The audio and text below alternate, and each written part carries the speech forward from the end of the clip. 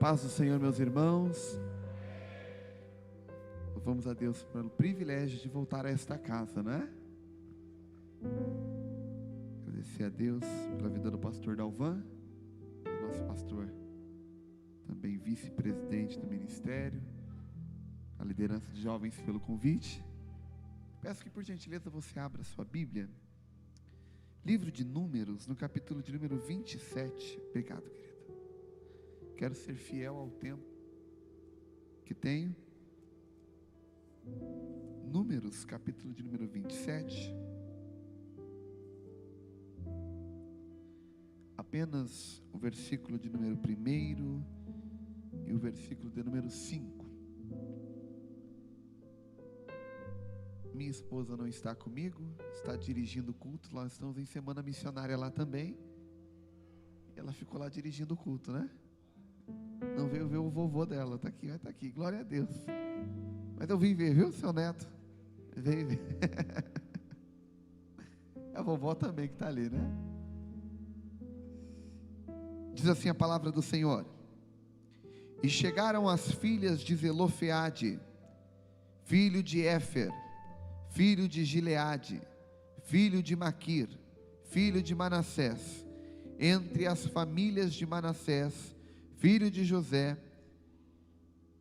e estes são os nomes de suas filhas: Macla, Noa, Ogla, Milca e Tirza. Macla, Noa, Ogla, Milca e Tirza. Versículo de número 5.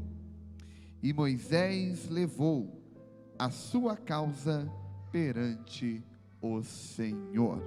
Quantos podem dizer amém? O texto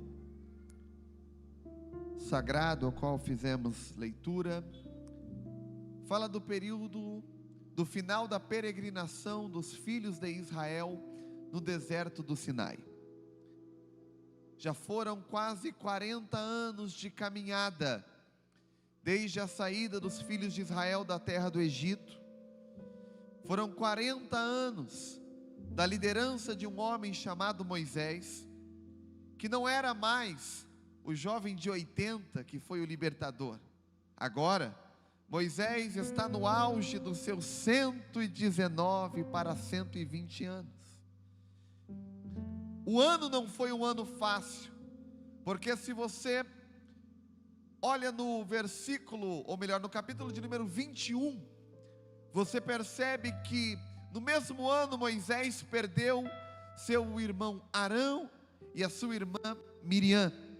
Neste mesmo ano, muitas pessoas morreram por conta da murmuração, picadas de serpentes ardentes. Neste ano, o povo se cansou do caminho, porque o caminho estava difícil. Mas quando chegam à terra de Cádiz, Moisés percebe que está chegando o fim da jornada. Então ele escolhe 12 homens para que entrem em Canaã e espiem a terra, a fim de averiguar ainda quais desafios eles teriam pela frente. E além dos desafios do caminho, os desafios de possuir a terra que já era deles por herança e por promessa de Deus. Estes 12 homens saem juntos, e estes homens vão então, passam pelo Jordão, passam por Jericó, e quando chegam em Canaã, eles percebem a terra. E nós conhecemos a história destes 12. 10 homens se esquecem para aquilo que eles foram fazer. Eles não foram para ver as dificuldades, eles foram para ver a terra. Mas quem olha para a dificuldade não consegue enxergar a promessa. Quem vai primeiro olhar para as circunstâncias contrárias, não consegue ver que Deus ainda tem um caminho no meio da tormenta, e Deus ainda tem um caminho no meio da tempestade. Quando o olho deles vai para aquilo que não deve ir, eles olham e veem os habitantes da terra, nefilins, homens gigantes, e dizem: nós estamos cansados, não damos conta destes gigantes. E estes 10 homens, a olhar um para o outro, não tiveram sequer uma palavra de motivação. E eu lhes pergunto: para que valeu 40 anos de caminhada, se no fim da caminhada não tem motivação? Eles voltam, e quando chegam no arraial, quem não tem motivação só consegue espalhar desânimo. Pergunta para o irmão aí: o que você espalha?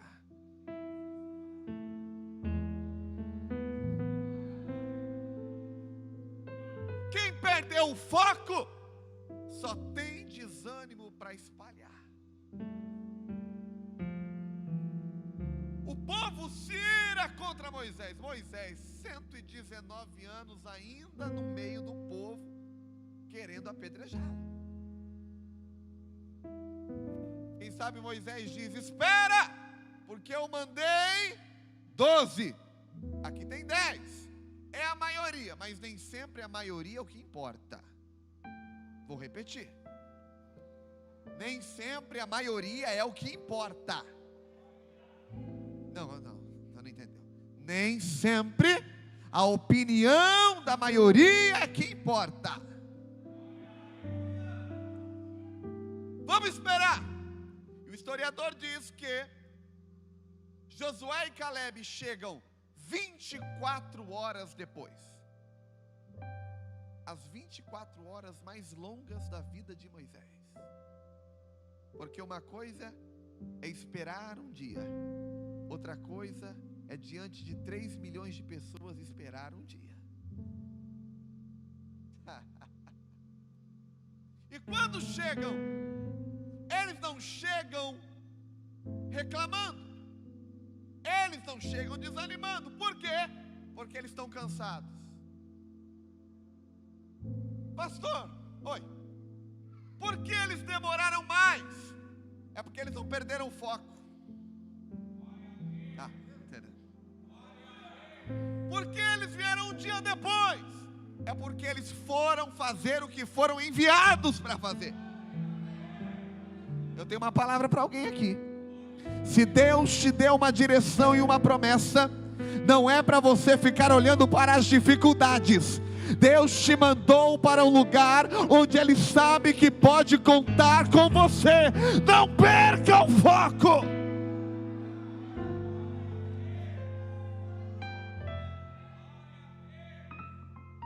Josué e Caleb sabiam, perceberam, notaram que tinham gigantes. Mas eles disseram: a promessa é maior. E quando eles olharam os gigantes, do outro lado eles viram um cacho de uva. E quem está focado no cacho de uva não tem tempo para ver gigante. Não, eu tenho uma palavra profética para alguém aqui hoje. Você pode pegar na mão de alguém para ver se ele dá glória a Deus ainda? Nessa segunda-feira, encerramento da semana missionária, Deus está dizendo: ajusta o teu foco. Quem olha para a promessa não tem tempo para perder com o gigante. Quem olha para a promessa não tem tempo. Tem dificuldade? Tem, porque ninguém disse que seria fácil. Tem problemas? Porque ninguém disse que seria tranquilo. Tem aflições? Porque Jesus nos disse: no mundo tereis aflições, mas nós não vivemos em aflição. Temos aflições, mas não vivemos em aflição, porque temos a paz que excede em todo entendimento. A nossa diferença não está nas condições de vida, porque o livro de Eclesiastes diz que o sol nasce para o ímpio e para o justo. A dificuldade vem para o ímpio e para o justo. A diferença é quem está na companhia do percurso. O ímpio passa pela dificuldade e tem que morrer no caminho, porque está sozinho com os seus pecados. Mas o justo olha para a dificuldade e não se preocupa, porque ao seu lado está aquele que diz: eu não te desampararei, nem te deixarei.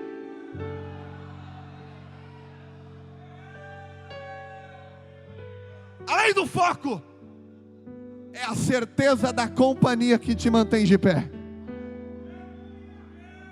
Interessante, Josué e Caleb não andaram com os outros 10, porque quem anda com o incrédulo fica incrédulo. Quem anda com murmurador, tem gente que vai para o inferno por balançar a cabeça. O murmurador fala e você diz. Mas Josué e Caleb não. Eles estavam lá quando Deus abriu o mar vermelho. Eles estavam lá quando Miriam tocou o pandeiro. Eles estavam lá quando os amalequitas foram esmiuçados ao fio da espada, somente por Moisés estar com o cajado em pé.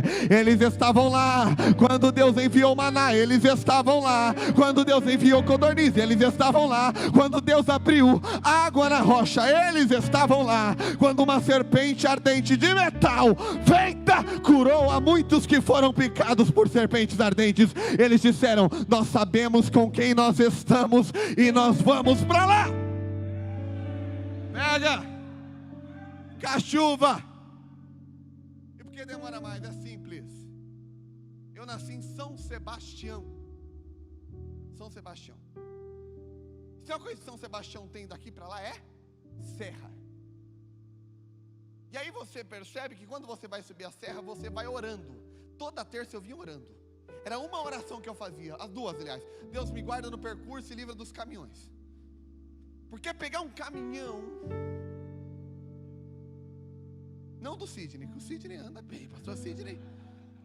Não, o caminhão do pastor Sidney é um Gito, turbo, ponto azeite. Mas quando você pega um caminhão carregado de concreto, vai passar onde na serra? O que tem a ver com a mensagem? Tudo a ver. Quem vem com um carrinho correndo igual eu venho, é rápido porque não tem peso. Às vezes a notícia ruim chega primeiro,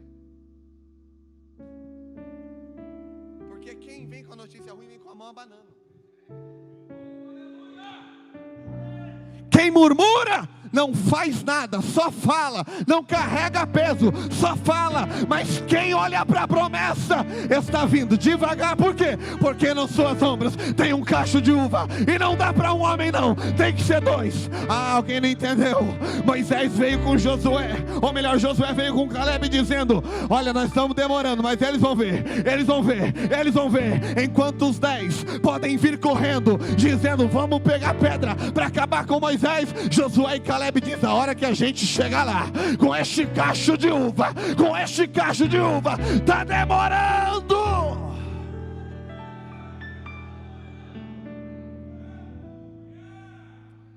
Tem uma palavra para alguém: para de se justificar, porque uma hora o fruto faz o trabalho ser inquestionável.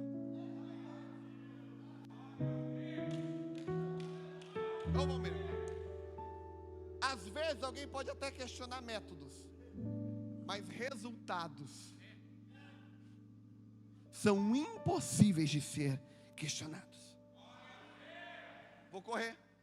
Depois disso, Moisés, no capítulo 26, recebe uma ordem de Deus para que faça um recenseamento e passe em todas as tribos, verificando aqueles que haviam morrido, aqueles que haviam nascido no deserto. E esse recenseamento serve primeiro para a contagem do exército que ainda havia. Por isso, o que interessava no recenseamento eram homens, por conta do exército. Mas, ato contínuo, você percebe que Moisés disse: nós vamos aproveitar, porque quem luta tem direito à terra. Não, alguém não entendeu. Quem vai lutar tem direito à herança.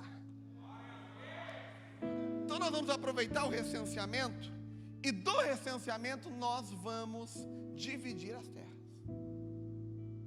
E o texto termina: quando se olha para a meia tribo de Manassés, um homem chamado Zelofeade morreu. E a Bíblia diz que este homem não deixou filhos homens. Este homem deixou 5 filhas mulheres. Estas 5 filhas mulheres, ao ouvir isso, diz: como é que é? O nosso pai morreu com uma promessa. Papai Zelofeade ouviu lá no Egito que tinha uma terra. As 5 disseram: nós crescemos ouvindo o papai falar que tinha uma terra. Deixa eu melhorar. Porque a promessa que é para mim, e Atos diz que a promessa é para vós e para os vossos. A promessa que é para você se estende à tua família. Alguém não entendeu? A bênção que está em você se estende para a sua família. Não vou melhorar. Alguém está aqui preocupado com o filho, com a filha que não quer saber de igreja, mas você está aqui buscando a Deus. A bênção também está se estendendo lá. O livramento também está chegando lá. E aí, ela diz: papai morreu. E aí ela ouve: Moisés falou lá que não tem direito à herança. Como é que é? Não, vocês não têm direito à herança. Como é que é? Deus não promete para não cumprir. Mas tem hora que a gente tem que brigar e ir até o fim para receber aquilo que Ele tem para nós. Tem hora que acreditar não é suficiente. Tem que confiar. Eu já falei sobre isso aqui algum dia. Para correr risco e lutar. Elas disseram: nós não vamos aceitar isso quieto, não. Ninguém vai tirar Deus por mentiroso. Vamos lá! Ora, havia toda uma hierarquia. Jetro, sogro de Moisés, havia aconselhado a distribuir por grupos. Depois Deus manda Moisés ungir 70 anciãos que iriam ajudá-la a conduzir. Havia ainda Eleazar, sumo sacerdote. Antes de chegar em Moisés, pastor Marcos, havia uma cadeia hierárquica. Mas quem está pronto para receber o que Deus tem? O meu negócio não é com 12, não é com 70, não é com Eleazar. Essas mulheres aparecem no capítulo 27 e vão direto em Moisés. Moisés! É o seguinte: o nosso pai morreu no deserto. E tem uma coisa: o nosso pai não era murmurador. Posso perguntar, será que seus filhos podem dizer isso hoje em casa? O nosso pai não era companheiro de murmurador. Morreu no seu próprio pecado. Agora eu quero te fazer uma pergunta, Moisés. Por que deveria o nome do nosso pai ser tirado do meio da sua família? Não. Deus não nos tirou do Egito para a gente chegar lá e ficar sem herança, sem terra. Eu não saí do deserto e não estou caminhando para chegar lá e não ter espaço para mim. Moisés, a lei diz: apenas o homem que tem filhos homens tem direito à herança. Vai falar com Deus, porque o que é nosso por direito, o que é nosso por direito, ninguém vai tomar. Pega na mão de alguém, por favor, me ajuda a pregar. Pega na mão do companheiro e diz: companheiro, o que é teu por direito. A lei diz: não interessa, se há uma promessa, a lei muda. A terra diz: não interessa, se tem uma promessa, o céu muda o que está escrito na terra. Pega na mão da outra pessoa que não deu glória. Essa aí não deu glória não. Diga: o que é teu, ninguém vai tomar.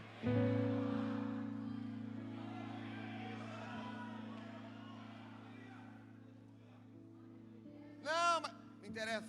Moisés, a lei é de quem?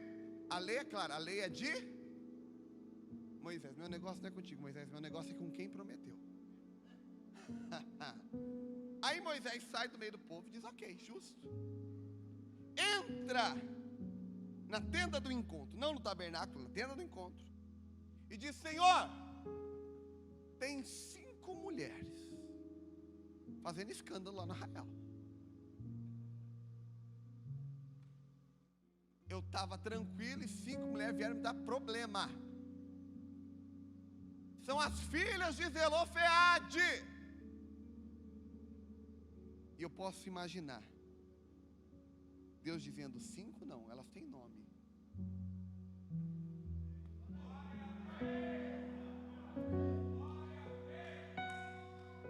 Deus não trata conosco como grupo. Deus conhece a individualidade de cada um de nós. Moisés, qual é o nome delas?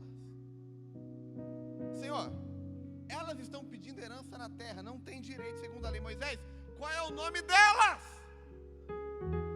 Primeiro nome, caminho para o fim, Macla. Qual é o nome dela, Moisés? Você pode falar Macla? Pode ser mais forte? 1, 2, 3. Ah, vocês são Helena Maria, poxa. 1, 2, 3. Macla. E Moisés? Oi, tem que atender essa aí. Por quê? Porque o nome Macla significa aquela que confia.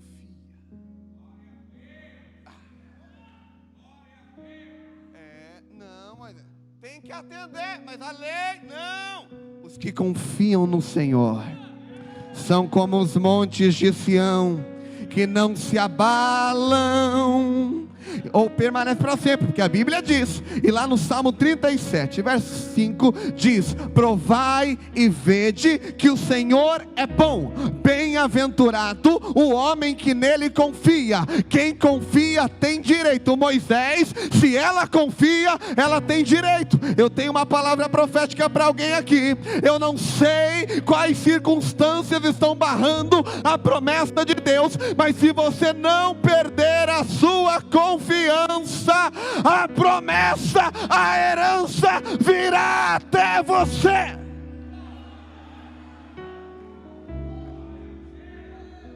Macla tem que atender. Senhor, tem mais 4. Mais 4 não, já falei. Qual é o nome? Noa. Como que é o nome? E Moisés? Vai ter que atender essa aí também. Porque a palavra Noa, ou o nome Noa, significa aquela que ninguém pode deter.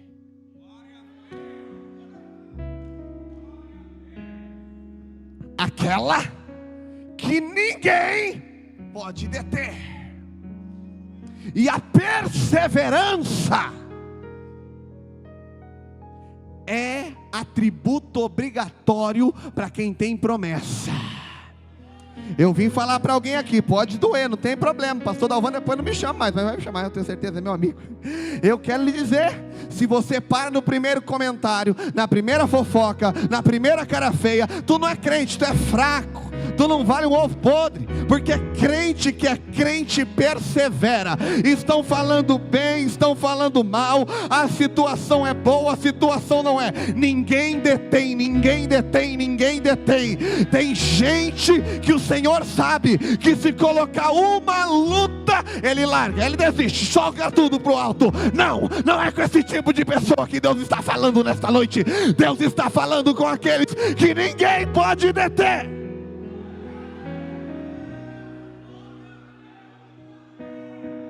Jó perdeu tudo. Perdeu família, perdeu bens. E aí quando você vai ver a teologia do livro de Jó, você percebe que o sentimento de Jó é: eu estou sofrendo por engano. Deus errou. Porque quando eu me apresentar diante dele, ele vai ver que eu não mereço. Esse é o pensamento de Jó. Jó achou que estava sozinho. Então durante todo o seu livro, Jó diz: eu quero me apresentar diante de Deus. Ô Jó, você não entendeu? Você se sentia sozinho, e no mundo espiritual o céu olhando para ele e o inferno olhando para ele. Não, você entendeu? Sentimento, estou sozinho. Realidade, o inferno dizendo, agora nega, agora blasfema, agora ele joga a toalha. E o Senhor lá bradando de jogo, aguenta um pouquinho.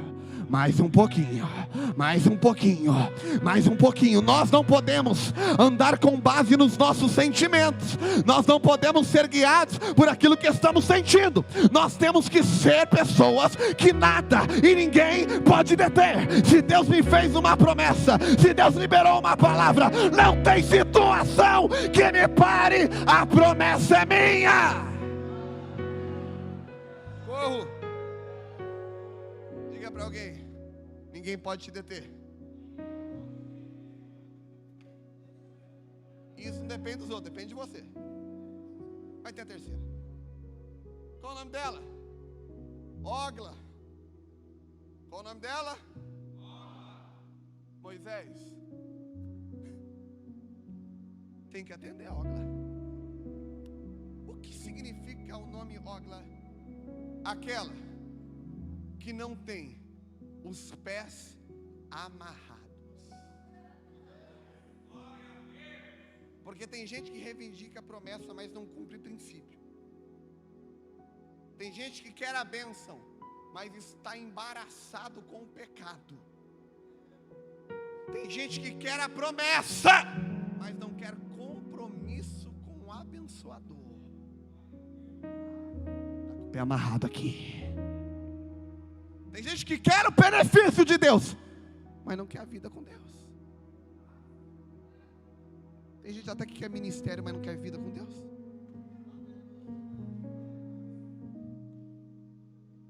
Esse tipo de gente é cometa Halley. Quando aparece e brilha, todo mundo diz: oh, mas só daqui a 84 anos volta. Deus não nos chamou para ser Halley. Deus nos chamou para ter firmeza e consistência. Deus não chamou ninguém para aparecer, brilhar e apagar.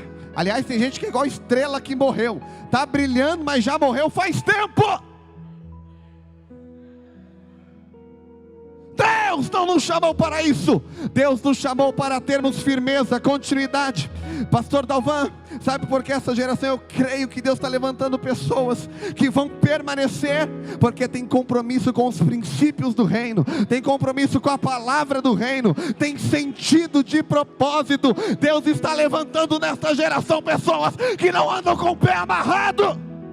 Aliás, dá uma olhadinha pro pé do teu irmão, vê se ele está amarrado. Porque gente que tem pé amarrado fica com cara feia. Gente que tem pé amarrado reclama de tudo. Gente que tem pé amarrado não está pensando no culto, está pensando na morte da bezerra. Mas quem tem o pé desamarrado neste mundo,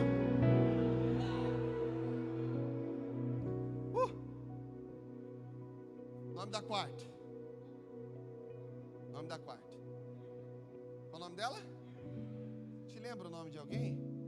Eu entendi a personalidade da minha gata depois que eu li esse texto. Minha gata se chama Milka.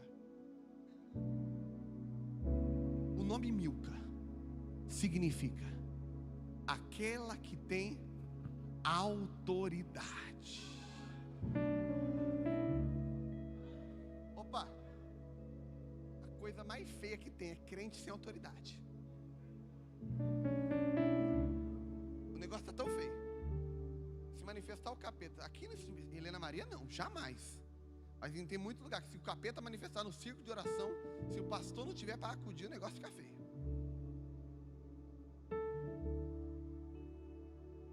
Se o capeta manifestar, não tem autoridade. O evangelho não é religião, evangelho é poder. Evangelho não é teoria. Aleluia. Evangelho não é teoria. Evangelho não é boa retórica. É muito fácil colocar uma câmera e ficar dando aulinha de teologia. É muito bom teologia, não estou criticando teologia, mas é mais fácil ficar atrás da câmera. Evangelho não é isso. Evangelho é poder. Paulo diz à igreja em Coríntio: quando eu fui ter com vocês, eu não fui com palavras bonitinhas, palavras de retórica, frases de efeito, chavão. Não, eu fui ter com vocês. Não foram com palavras persuasivas de sabedoria, sabedoria humana, mas flui em demonstração de Espírito e poder. Só tem autoridade quem tem poder. Só tem autoridade quem tem poder. Não dá para ter um evangelho light. Pega alguém aí, não tem. Evangelho zero. Evangelho diet. Evangelho sem lactose. Não tem. Ou tem poder e autoridade, ou não é evangelho. Marcos 16:20. Discípulos saíram pregando a palavra e cooperava com eles o Senhor. É o trabalho da igreja com Deus, confirmando com poder e sinais a palavra que é pregada. Igreja não pode perder o poder. A igreja pode não ter fama. A igreja pode não ter ar-condicionado. A igreja não pode ter um prédio bonito como este. A igreja pode não ter pessoas de alto padrão aquisitivo. Mas se a igreja tiver poder,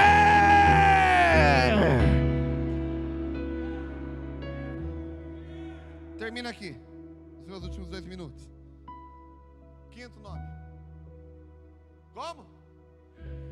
Tirza. Moisés, tem que atender a Milca e tem que atender a Tirza também. Por quê? Pergunte por quê. Porque o nome Tirza significa aquela que se deleita.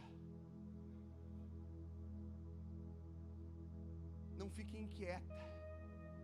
Ela confia e espera porque sabe. Aquele que não fica. E aí? O burro do Shrek. Já assistiu Shrek 2? Tem coisa mais irritante que aquele burro? Já chegou? Já chegou? Já chegou? Não estou chamando ninguém de burro, pelo amor de Deus. Já passei da fase de itinerante, sou pastor de igreja, não posso chamar ninguém de burro, senão dá arruma problema. Mas não tem paciência? Pastor, já chegou, já chegou, já chegou, já chegou. Já chegou. Ei! Se Deus diz que vai acontecer, fica de pé. Ei! Se Deus diz, vou fazer, pega na mão de alguém e diz, descansa. Macla, Noa, Ogla, Milca e Tirza. Você pode pegar na mão de quem está do teu lado aí? Você pode fechar os corredores dessa igreja? Isso. Dá uma olhadinha para ele e vê se é ovelha ou se é bode, porque ovelha tem um jeito diferente de bode. Pastor Dalvan foi me dar posse lá em Boracéia. Naquele quintalzão lá, toda hora entra ovelha e bode. Tem bastante mato. E ali foi uma aula para mim, porque eu aprendi a diferenciar ovelha de bode. Ovelha tem um olhar sereno, manso. Bode tem um olhar esquisito. Dá para ver quem é ovelha e quem é bode no olho. Dá uma olhadinha no olho desse irmão aí.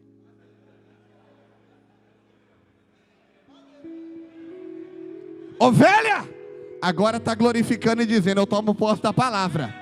Ovelha, agora está levantando a mão e dizendo, eu tomo posse, é para mim, vai acontecer. Deus prometeu, Ele é fiel para cumprir. E bode deve estar pensando em outra coisa. Já olhou se é ovelha ou se é bode? Então diga para alguém, Deus vai fazer. E aquilo que é teu, aquilo que é teu, aquilo que é teu, vai chegar nas tuas mãos. Eu termino imaginando Moisés. Olha para mim. Moisés saindo da tenda do encontro, voltando para o arraial e dizendo assim: ô turma, oi, a lei é minha. A lei é minha. A lei é de quem? Mas a ordem lá de cima é: revoga a lei da terra.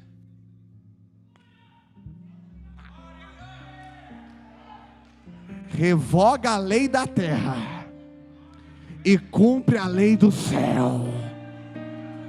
Nem se tiver que mudar entendimento de juiz, nem se Deus tiver que mudar a cabeça de quem quer que for, nem se Deus tiver que mudar a legislação, a lei vai mudar, mas a promessa é tua. Levante a mão desse irmão dado junto aí. Isso. Fecha o olhinho com ele. Vocês estão acostumados com o pastor Dalvan? Vai dar certo comigo. Vamos lá.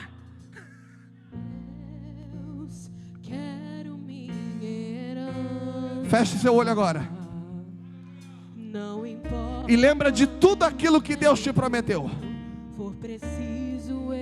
E hoje é impossível. Quero fazer como fez Caleb. Com 45 anos, não deixou seu coração envelhecer. E o tempo foi passando, os combates se findando. Chegou para Josué e assim falou: me dá o que é meu. Era terra de gigantes, mas tão forte como antes. Assumiu mais um combate e tomou posse do que era seu. Aquilo que é meu, ninguém irá roubar. Agir do meu Deus, quem impedirá? Se Ele começou a boa obra em mim, Ele é fiel e vai. Tomou posse? Então levante a mão bem alto. Eu vou orar, eu peço que você repita comigo essa oração. Diga: Senhor, Senhor, eu confio. Diga: Senhor, ninguém mais vai me deter. Diga: Senhor, os meus pés não estão amarrados. Diga: Senhor, eu tomo posse novamente da autoridade do nome de Jesus. E diga: Senhor, a partir de hoje eu confio e vou descansar. Abraça 3 pessoas e diga: tome posse, porque o que Deus te prometeu vai acontecer. Deus abençoe.